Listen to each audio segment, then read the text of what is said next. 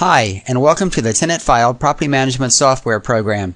Today we're going to talk about the main menu of the Tenant File. That consists of these buttons across the top, and it consists of menu selections that will drop down when you click on them. The first four buttons, Owners, Properties, Units, and Tenants, take you to the same Activities screen. When you click on the Owners button, for instance, you'll see a list of all the owners, properties, units, and tenants on the left-hand side. Also, there are tabs at the top where you can switch to a property or a unit or a tenant. For instance, if I click on this first one, this is the owner. You'll see the red check mark next to the owner name. If I click on the property, you'll see the property, and this particular property has 3 rental units, cabin 1, cabin 2, and cabin 3. And these are the tenants that are in those cabins. So you can also change it by clicking a tab at the top. The next button is the properties button. Takes you to the same screen, however it's alphabetical by the property name. Same thing with the units and the tenants button. The Reports button takes you to the screen where you can choose reports. The report type will determine which type of report you're running, whether they're owner reports, property, unit, or tenant reports, vendor reports, check and deposit reports, account reports, general reports, or just a list of all the reports available. There are options on this screen that can be saved by clicking on the Save Settings for this report button. The Vendors button will take you to the list of vendors that you've set up. You can have an unlimited number of vendors in the tenant file, and you can set up payments to those vendors so that you can automatically create checks to your vendors. Next is the Checks/Deposits button. This is where you'll be writing checks through the program.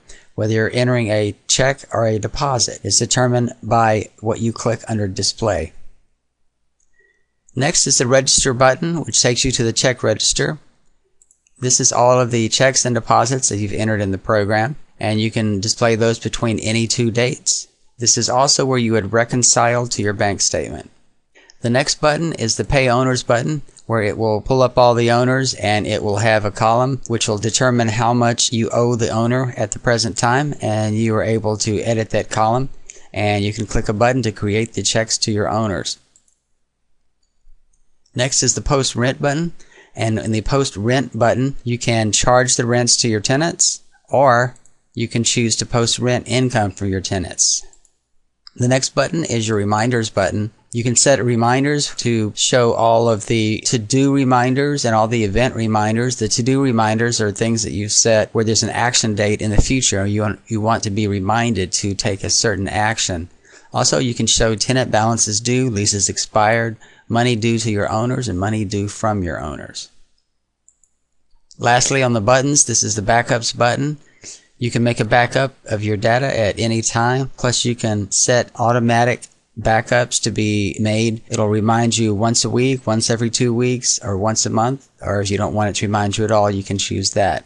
Above the buttons are also choices where there are more items that you can choose from. The buttons are also covered in these as well. There's database maintenance under the file menu and other options. Under Activities, you can choose the same 4 choices that you have with the buttons, plus you can go into the Checks Deposits button. There's Easy Setup, and you can get into your vendors as well. There's different port selections. We already looked at the Standard Reports, which is the same thing as the button that's on your screen, but there's also a user-defined report that you can choose. Under Posting, you have a lot of options where you can post CAM charges and post recurring fields and some of the special rent charges. There's an Inactive File, which is where you can move your tenants to once the tenant moves out, so that you keep a record of your old tenants. Miscellaneous has quite a few choices, including closing out the year. Preferences are just the way you want things to look and behave within the program. And then there's an Extensive Help file where you can go to our web support page. You can access the full user's guide, which is a PDF, and there's a quick start guide that comes with the program, and there's information about the version that you're running. So that's a quick rundown of what you have on the main menu, and we'll get into each of these in more detail in other videos. Thanks for watching.